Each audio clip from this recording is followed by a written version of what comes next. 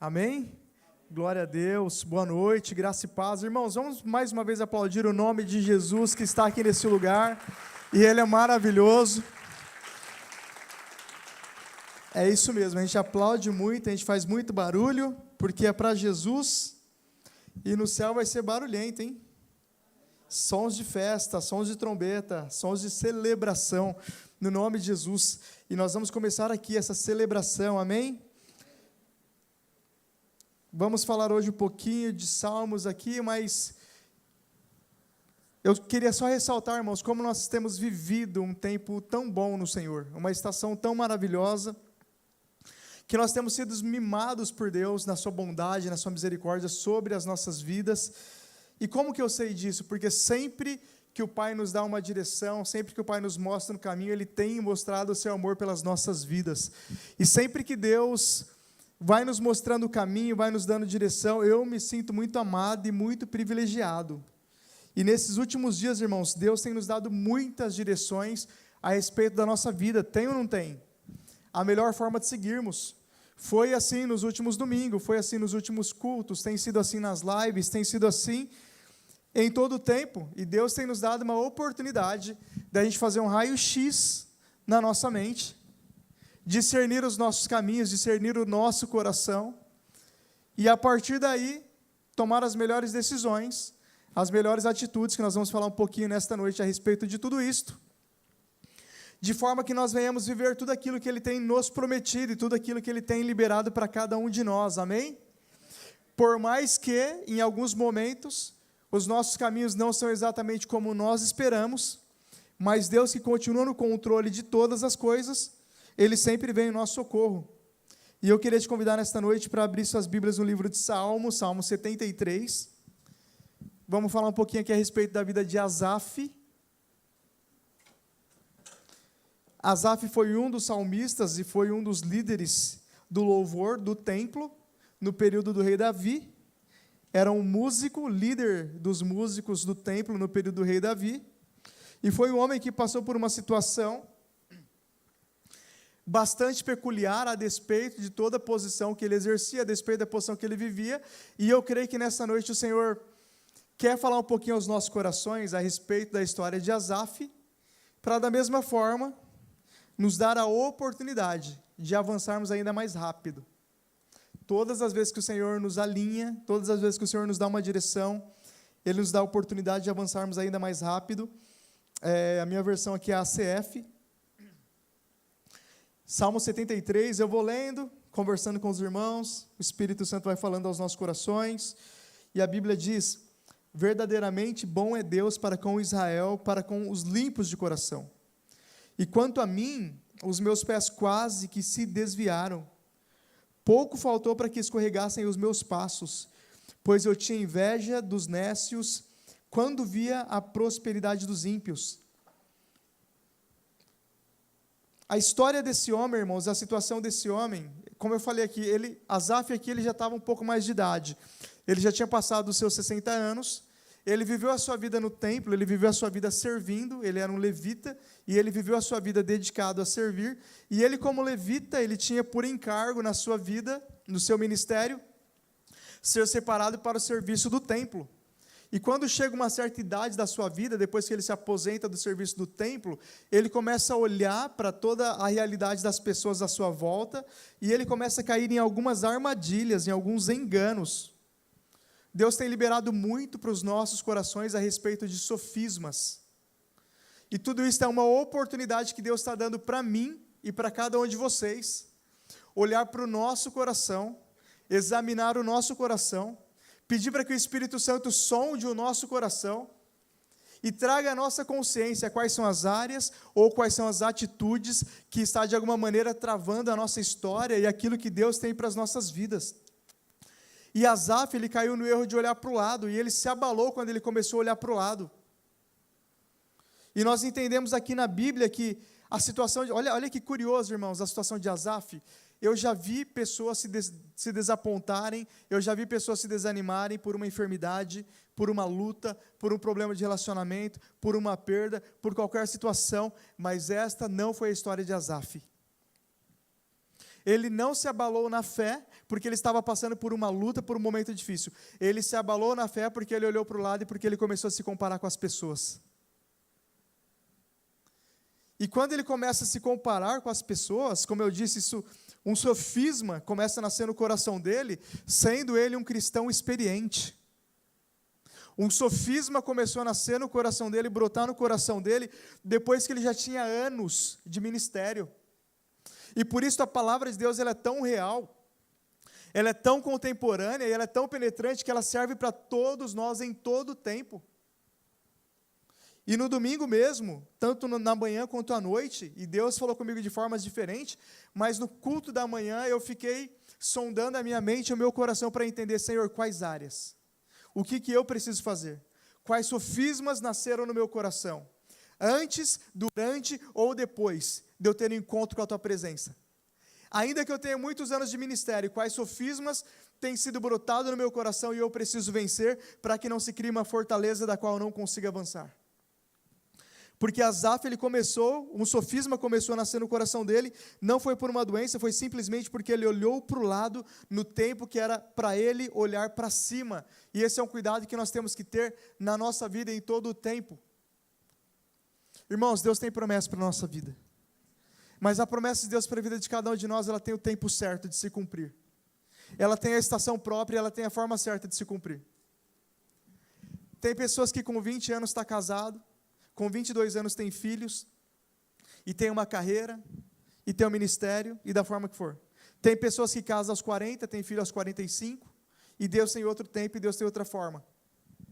Quando você olhar para a vida de uma pessoa, e sentir que essa pessoa está sendo abençoada, especialmente se for irmão na fé, não queira saber quais foram as lutas que essa pessoa passou em outras áreas. Uma vez a Vanessa, minha esposa, falou, essa moça casou com esse rapaz, são pessoas famosas, né? Mas essa mulher casou com esse rapaz, e esse rapaz agora está cuidando, né? Esse novo marido está cuidando do filho, porque ela era viúva. Eu falei, Vanessa, imagina o que essa mulher passou durante a pandemia, perder o seu marido e ficar com uma filhinha de 6 meses, e agora Deus deu um marido para ela rico, próspero, abençoado, bonito, que não casou com ela por interesse. Mas imagina a compensação de Deus na vida dessa mulher pelo tanto que ela padeceu naquele momento de dor e de luto. E agora Deus retribuiu e Deus recompensou na vida dela infinitamente mais, da mesma forma que Ele fez na vida de Ruth, enviando Obed na vida dela. Mas a Bíblia diz, irmãos, isso eu aprendo com a história de Caim e Abel, e Deus fala isso para Caim, quando Caim se incomoda, porque Deus aceitou o sacrifício de Abel e não aceitou o sacrifício dele, e Deus fala para Caim, Caim, se você for fiel, se você também fizer uma oferta agradável, eu vou recebê-la, mas se você não fizer, o pecado jaz à porta, e sobre ele você deve dominar. Quando você ver um irmão sendo abençoado, nós precisamos, é o nosso papel, celebrar a vida desse irmão e entender o que ele está fazendo certo, e seguirmos esse bom exemplo. E no tempo certo Deus libera, porque se a nossa oferta for agradável ao Senhor, Ele também aceita, e Ele também nos abençoa. Mas o que aconteceu com Asaf é que ele começou a se questionar, quando ele começou a olhar para as pessoas. Asaf, ele olha para aquela situação e ele fala, eu passei a minha vida inteira na igreja, e as pessoas no mundo parece que estão vivendo. Ele começou a olhar para métricas humanas, pelos olhos materiais, pelos olhos carnais. Ele começou a tomar como referência bases e princípios humanos, métricas humanas. E quando ele começa a sentir a pressão das opiniões, do que iria agradar ou desagradar as pessoas, ele perde a percepção da presença de Deus na sua vida. Quando ele começou a se mover por comparação, por inveja e por ciúmes, ele perdeu a alegria do primeiro amor. Quando ele coloca o foco do seu coração nas coisas materiais. E quando ele começou a se comparar com as pessoas, porque fulano tem e eu não tenho, porque ciclano faz e eu não faço, porque fulano é mais novo e conseguiu e eu não consegui. E ele começa a usar métricas materiais, e o mundo vai tentar todos os dias nos levar a olhar para métricas materiais, e para métricas humanas, e para métricas terrenas, que não estão alinhadas com o plano eterno de Deus. As pessoas vão falar que a idade ideal é esta, que o carro ideal é aquele, que a casa ideal é essa, que o bairro ideal é isso, que a escola das crianças tem que ser essa. O mundo coloca pressões, Satanás investe pesado para você sair da igreja, olhar um outdoor e achar que seu carro deveria ser aquele. E talvez achar que a sua vida não é boa o bastante. E talvez repensar se tem valido a pena ser fiel ao Senhor. Senhor, mas eu acabei de ofertar, mas eu sou dizimista na sua casa e fiel. E ainda estou passando nos processos e nas lutas da vida. Foi isso que Asaf começou a fazer quando ele começa a olhar para o lado e quando ele perde a referência do que é eterno e começa a se medir pela referência daquilo que é humano. E todos nós estamos sujeitos de tempos em tempos a passar por uma situação como esta. E quando isso acontece na sua vida, quando ele começa a se mover por comparações, invejas, ciúmes, facções, ele começa a perder a percepção, ele começa a perder o sentimento no coração dele do primeiro amor, a alegria do primeiro amor, quando ele colocou o foco do coração dele nas coisas materiais. A Bíblia diz, no livro de Provérbios, depois a gente pode achar juntos aí, que o mundo dos desejos é como o mundo dos mortos, sempre tem lugar para mais um. Se você colocar o seu coração em coisas materiais, sempre vai estar faltando alguma coisa. Alguém sempre vai ter um carro melhor. Alguém sempre vai ter uma casa melhor. Alguém sempre vai ter uma profissão melhor. Irmãos, quem disse que é pecado andar de ônibus? Quem disse que é pecado andar a pé? Quem disse que é pecado andar de bicicleta? Quem disse que é pecado em alguns momentos da vida dar um passo para trás para dar 2 passos para frente? Quem disse que é pecado morar em um barraco? Quem disse que isso não indica a bênção de Deus sobre a vida de uma pessoa, de uma família? Quem disse que a bênção de Deus ela é medida pelo saldo da nossa conta bancária? Porque senão, coitado de Pedro e dos apóstolos e do próprio Jesus. Quem disse que as métricas que nós temos que medir a nossa vida são métricas carnais e terrenas? Quem disse que no momento de luta, no momento de provação, a presença de Deus não está ali com você, você não está espiritualmente, você não está abençoado? Quem disse que isso não indica uma bênção de Deus sobre a sua vida? Quem disse que o deserto não é lugar de presença? O deserto também é lugar de presença, porque quando Moisés teve o encontro com a sarça, foi no deserto, que ele teve aquela experiência com Deus, e Deus falou com ele através da sarça. E assim é nas nossas vidas, e Asaf, ele começou a perder a percepção. Imagina o homem que foi criado, que cresceu no tabernáculo, no santuário, no lugar da adoração, que ministrava diante de Deus. Provérbios 27, 20, você pode colocar na tela aí, Livi, por gentileza, para ficar bem claro para os nossos corações aqui. Como o inferno e a perdição nunca se fartam, assim os olhos do homem nunca se satisfazem. É exatamente essa, na versão NTLH, eu acho que é mais próxima à forma que eu citei, né? Acho que a gente tem a versão NTLH aí, né? Os desejos das pessoas são como o mundo dos mortos, sempre há lugar para mais um, exatamente. Assim são os nossos desejos. A gente sempre vai querer uma coisa mais e uma coisa diferente, se a gente basear a nossa vida em métricas humanas, em regras impostas pela sociedade, de alguma maneira. Mas continuando aqui, falando da desolação de Asaf, olha que interessante, ele viu a prosperidade do ímpio, trazendo para os nossos dias, ele viu o carro, ele viu a casa, ele viu o estilo de vida do ímpio. E, irmãos, esse é um cuidado que a gente tem que ter, porque quando uma pessoa passa com um carro muito bom do nosso lado, a única certeza que a gente tem é que ela gastou bastante dinheiro. Não significa mais nada além disso. Pode ser uma grande dívida, pode estar sendo uma grande dor de cabeça. Eu não falo isso por inveja, não, tá? Eu falo isso por experiência própria. Pode ser um grande boleto para pagar. Então é melhor você perseverar naquilo que Deus tem te dado e esperar o tempo certo de Deus para todas as coisas. Do meu coração eu tenho uma convicção: nada tira a minha paz. Não preciso impressionar ninguém para nada, e também nem peço grandes coisas para Deus, que eu não quero constranger ninguém que não tenha. O que Deus tem liberado nas nossas vidas, Ele vai liberar ainda mais, mas tem sido suficiente. Mas ele perdeu o foco do seu coração, ele colocou o foco do seu coração nas coisas materiais. Ele deixou de se mover pelas convicções e passou a se mover por aquilo que as pessoas achavam. Quais são as convicções que Deus tem colocado no seu coração por intermédio da palavra? O que Deus tem falado para você que é importante, o que a agenda do céu tem falado para o seu coração que é importante, e o que a agenda da sociedade tem falado para o seu coração ou para os seus olhos que é importante. Entre o que Deus tem falado e entre o que o mundo tem falado, fique com aquilo que Deus tem falado para você. E para o seu coração, ainda que não vai impressionar muitas pessoas. Mas quando Asaf começa a ver a prosperidade do ímpio, e ele viu a alegria passageira, com isso ele se esqueceu de tudo que era eterno, e ele começou a se questionar, a questionar o seu ministério, as intenções do seu coração e a sua santificação. Está no texto bíblico, irmão. Se a gente continuar lendo o texto, como eu vou ler aqui, continuar, ele vai falando, né? Pois a inveja dos arrogantes, ele teve inveja, invejava os arrogantes. Deixa eu continuar lendo o texto aqui, para a gente chegar nessa parte. A partir do versículo 5. Não se acham em trabalhos como outros homens, e nem são afligidos como outros homens. Era a impressão que ele tinha, a perspectiva que ele tinha dos ímpios. Por isso a soberba os cerca, como um colar vestem-se de violência, como de adorno.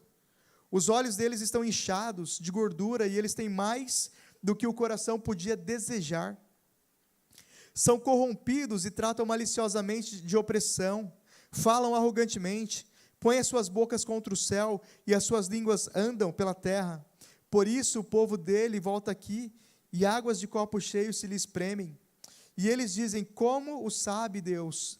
Há conhecimento no Altíssimo? Eis que esses são ímpios e prosperam no mundo, aumentam em suas riquezas. Asaf começou a olhar somente para aquilo que era material. Na verdade, que em vão tenho purificado o meu coração. Olha só, ele começou a questionar a santidade. Em vão eu tenho purificado o meu coração. Em vão eu tenho decidido seguir a Jesus. Em vão eu tenho me esforçado nas convicções do meu coração, na célula, no trilho de treinamento, em abrir o coração, no discipulado. Asaf achava que em vão ele estava se esforçando. Teve um dia na minha vida, eu acho que há 2 ou 3 anos atrás, que eu estava com esse sentimento como de Asaf, um pouco mais leve, tá? Que Asaf estava muito depressivo aqui. Mas eu estava com esse sentimento: Jesus, será que tem valido a pena? Esforço na célula, pessoal dando trabalho, e problema aqui, e problema ali, e não sei o quê. Um dia eu acordei para ir trabalhar, eu não lembro se foi um sábado, eu acordei cedo, por volta das 7 da manhã, e aí eu deitei no sofá. Na hora que eu deitei no sofá na minha casa, com esse sentimento, uma voz, eu nunca tive aquela impressão, uma voz falou, mas foi dentro de mim. Sabe quando você está meio deitado, meio dormindo? Você está meio deitado, meio dormindo, uma voz gritou no meu coração: Gálatas 6:9. Eu acordei, pulei do sofá, acordei, falei: Gálatas 6:9. Aí eu fui pegar a Bíblia, e Gálatas 6:9 eu não conhecia essa passagem de cor, não lembrava dessa passagem, e ela diz: não nos cansemos de fazer o bem, porque a seu tempo colheremos se não houvermos desfalecido. Aquela palavra mudou a minha percepção, e eu falei: Senhor, a partir de hoje eu não quero nem saber, eu não vou me cansar de fazer o bem, eu não vou me cansar de perseverar, porque no tempo certo eu vou colher se eu não tiver desfalecido. E eu tomei posse dessa palavra para a minha vida e para o meu coração, e Asaf estava aqui questionando: será que valeu a pena ser santo? Será que vai valer a pena esperar? Será que vai valer a pena ter um namoro santo? Será que vai valer a pena construir a minha carreira sobre princípios bíblicos e não atropelar ninguém, não passar a perna em ninguém e não sabotar ninguém no meio da jornada? Asaf, ele questionou se a vida dele valia a pena, naquele sentido. Pois todo dia tenho sido afligido e castigado a cada manhã. Se eu dissesse, falarei assim, eis que ofenderia a geração de teus filhos. Quando pensava em entender isto, foi para mim muito doloroso. Olha que situação. Ele começou a questionar as convicções, e as convicções de Asaf, irmãos, foram convicções que foram geradas no seu coração a partir de anos de ministério, e a partir da palavra de Deus.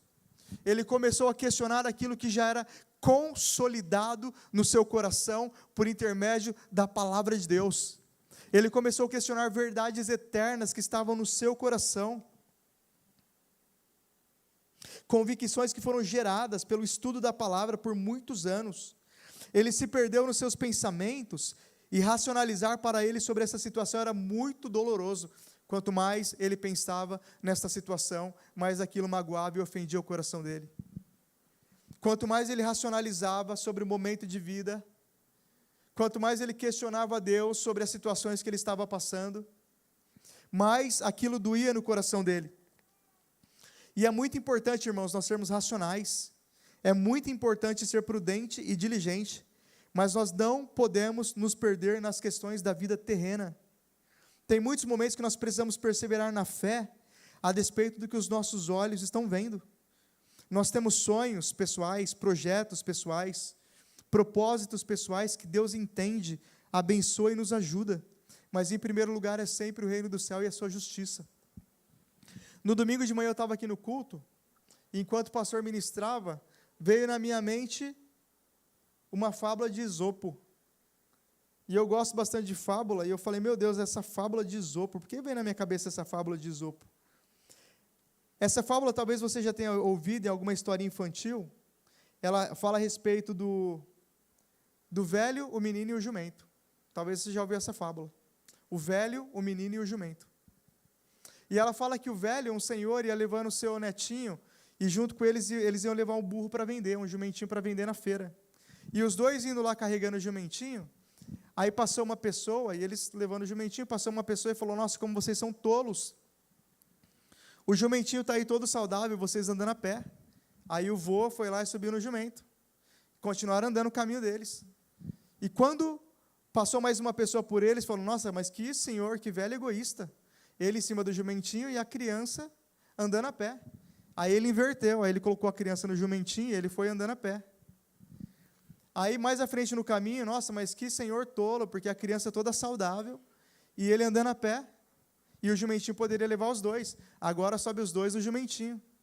Aí eles andando no caminho, os dois no jumentinho, passa uma pessoa por eles e fala, nossa, mas como eles são cruéis. Duas pessoas em cima do jumentinho, o jumentinho ali sofrendo, coitado. O que eles fazem? Eles amarram o jumentinho, os pés do jumentinho, colocam em uma vara, e os dois começam a levar o jumentinho nas costas agora. Aí eles passam por uma ponte, o jumentinho cai da ponte, como estava com os pés amarrados, o jumentinho morre, afogado. A moral da história é essa, a gente não viver a nossa vida baseado nas nossas convicções. Se a gente viver para agradar as pessoas, para provar algo por alguém, se a gente deixar que os sofismas das comparações, daquilo que as pessoas têm falado para nós, cresça no nosso coração, nós nunca vamos viver a plenitude do propósito de Deus para a nossa vida. Nós não vamos conseguir agradar o coração daquele que nos chamou para a sua obra, para a sua maravilhosa obra. Mas a história de Asaf, irmãos, ela não termina dessa forma.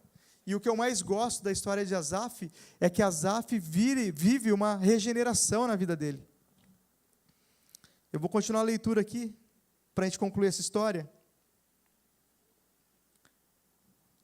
A partir do versículo 17, onde a gente estava, ele passa por tudo isso, e ele fala, quando eu pensava, no 16, entender tudo isso foi para mim dolorido, ele não entendia o porquê das situações, até que entrei no santuário de Deus. E então eu entendi o fim deles. A resposta para 99% dos nossos problemas, para não dizer 100% dos nossos problemas, nós vamos encontrar no santuário de Deus, na presença de Deus, na perseverança naquilo que Deus tem colocado nos nossos corações de convicção. Talvez, para você viver essa realidade, você vai comprar uma briga com a sua família. Talvez você vai comprar uma briga com os seus filhos. Talvez você vai comprar uma briga com muitos amigos. Mas existe um lugar ali nesta presença, aonde vai de encontro ao teu chamado, onde vai de encontro ao teu propósito, e é o lugar onde o Senhor muda completamente a sua história. Você não vai mais se importar com o que as pessoas estão pensando, com o que as pessoas estão falando. Vocês acham que as pessoas não me criticam por estar tanto na igreja? Ou não me perguntam se eu não tenho o que fazer? Ou fala que eu só sei disso?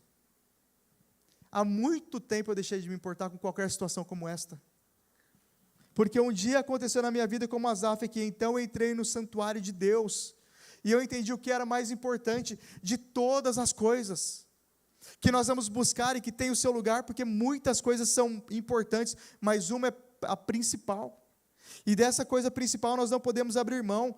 E quando Asaf entra no santuário de Deus, os olhos espirituais, os ouvidos espirituais, o entendimento espiritual de Asaf se abre.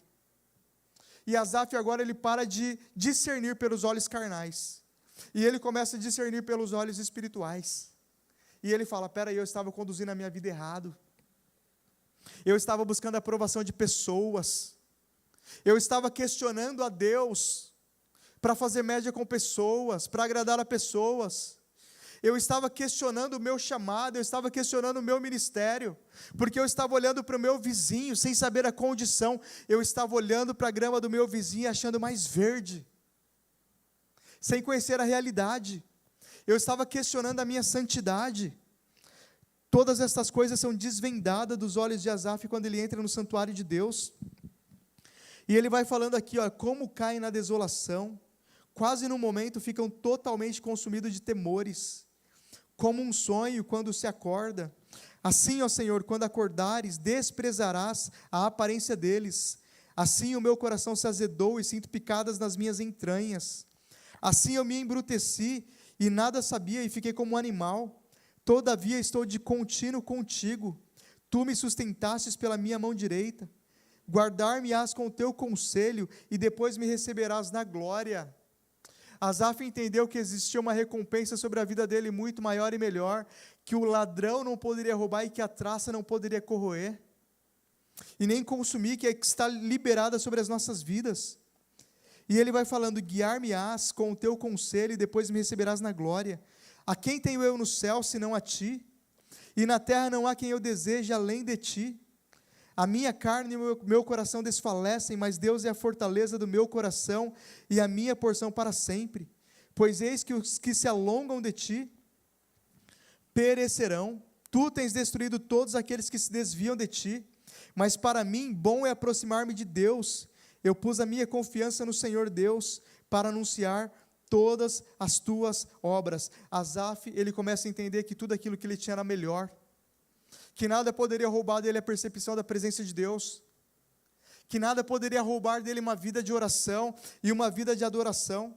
Então ele se volta para essa presença e tudo volta a fazer sentido. O foco dele volta para o lugar certo. Foi uma pessoa que já tinha conhecido, que já tinha vivido, mas que ao longo do caminho perdeu o foco, porque deixou de olhar para o principal, porque ele começou a ouvir muitas vozes, porque ele começou a ouvir muitos conselhos que não estavam de acordo com a palavra de Deus. Ele começou a ouvir muitas situações que não compartilhava com os princípios do céu. Asaf compreende que o Senhor o sustentou o tempo inteiro com a sua mão. Até a gratidão volta para o coração dele, porque ele fala, Senhor, ainda que eu questionei, ainda que eu parei, ainda que eu desanimei, o Senhor me deu uma nova chance, o Senhor me deu uma nova oportunidade, o Senhor desmistificou na minha mente tudo que as pessoas estavam falando, e mostrou que o Senhor é a melhor parte. E a partir desse momento, e nesse lugar, na verdade, Asaf volta ao primeiro amor, onde a alegria da salvação volta sobre a vida dele, onde ele encontra a sua cura. E acontece algo interessante na vida de Asaf, ele decidiu se vestir de vestes de cura. Ele decidiu se vestir de vestes de transformação, de vestes de um novo tempo sobre a vida dele. E essa realidade de Asaf, ela foi uma decisão, que nós podemos decidir a cada momento, nos alegrarmos na presença de Deus, a despeito de qualquer momento da sua história, porque assim como Deus já fez, Ele vai fazer de novo na minha e na sua vida. Agora cada um de nós temos um chamado, e nós precisamos nos submeter a esse chamado, e aos processos que nos levam até o chamado de Deus. Irmãos, eu sempre faço isso, essa pergunta, e eu vou fazer novamente para a gente lembrar. Quem tem promessas de Deus na sua vida? Todos nós temos promessas, e quem quer viver essas promessas? Então o que nós precisamos fazer, assim como Asaf fez, a gente precisa se vestir das vestes da promessa. Ismael, como que é isso, se vestir das vestes da promessa? Se vestir das vestes da promessa, eu aprendi isso no meu trabalho.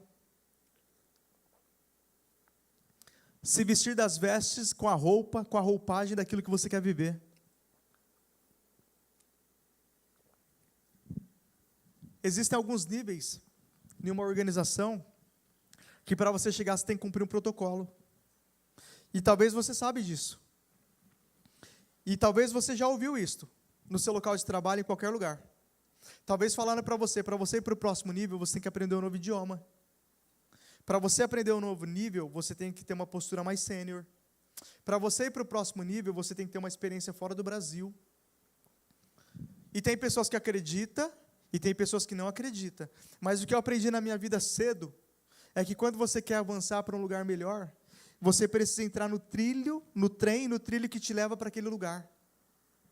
Se você for na Estação da Luz, tem um trilho de trem que de um sentido leva para Ferraz de Vasconcelos e no outro sentido leva para Mauá. O trem vai na mesma velocidade. O trem vai em linha reta. Mas se você entrar no trem que vai na direção errada, você vai perder o seu destino final. Agora, quando você entra no trem que te leva para o lugar certo, você vai chegar no lugar desejado, no lugar da promessa que Deus tem para a sua vida. O Senhor um dia Ele te chamou para uma grande obra, chamou cada um de nós para uma grande obra.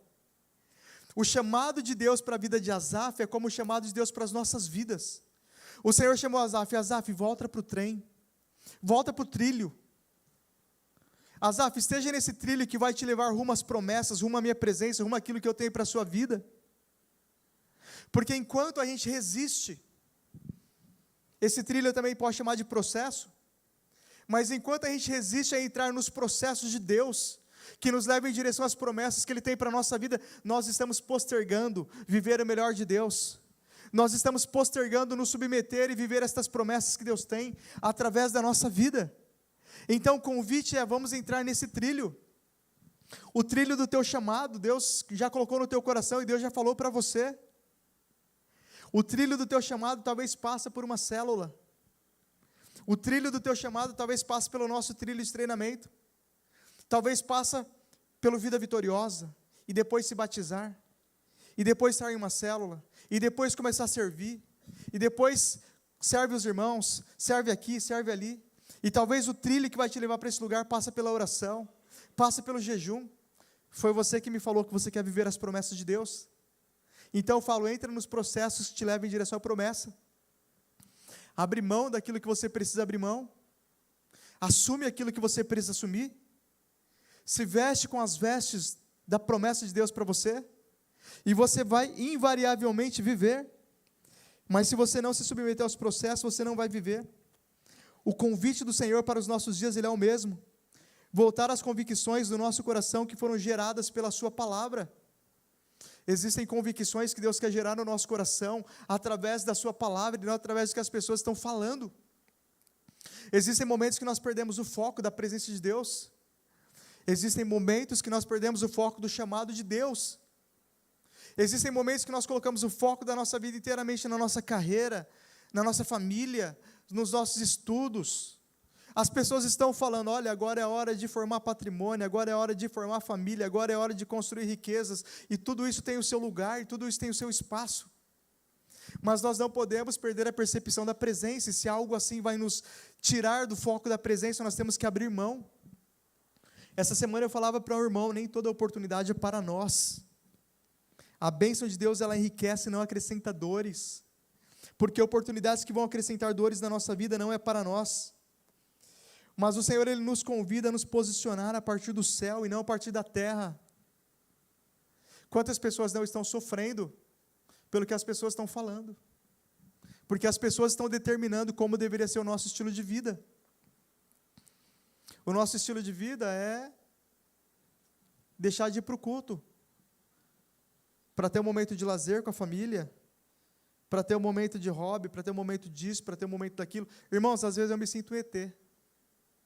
Porque as pessoas falam que tantas coisas é o certo de se fazer, eu faço tão diferente, que eu falo, para mim nada disso é certo.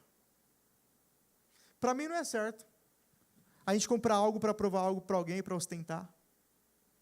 Para mim não é certo deixar as casas de Deus por qualquer coisa. Irmãos, eu não perco um dia de trabalho, nem por cansaço, nem por atestado, nem por nada. Eu não perco um dia de trabalho. Quando Deus me chamou e colocou uma convicção no meu coração. Eu falei, eu vou vestir as vestes da promessa.